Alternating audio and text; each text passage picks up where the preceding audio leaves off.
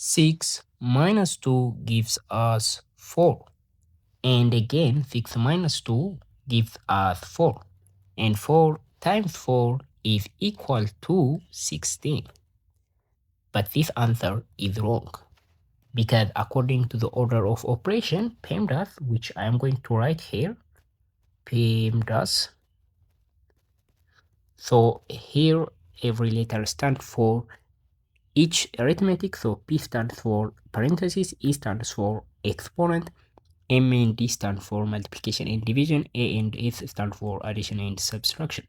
So according to this rule, we have to solve parentheses first, right? So the first thing to solve in expression like this, or there may be a long expression like multiplication, division, and exponents, and again groups, brackets like that. So first we have to solve the parentheses, right? So after we solve the parentheses, we are allowed to move to exponent, and then to multiplication, and then to addition and subtraction. So the thing is, if we solve addition or subtraction before multiplication or division, it is wrong, because we are not following the correct order to solve a mathematical equation.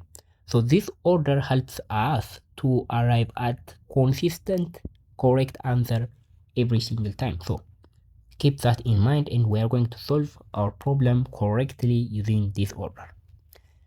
So according to the order, the first thing to solve is parentheses. So we have here parentheses, and let's do the maths inside the parentheses first. So 6 minus 2 is 4.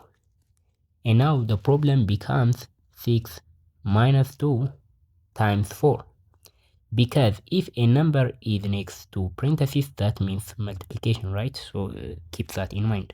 So here is where most people get wrong, because they subtract 2 from 6, but that is wrong, because clearly, like we discussed, multiplication has a higher priority than subtraction or addition. So we have to do the multiplication first, right? So 2 times 4 is 8, and 6 minus 8 is equal to negative 2. So the correct answer to this question is negative 2.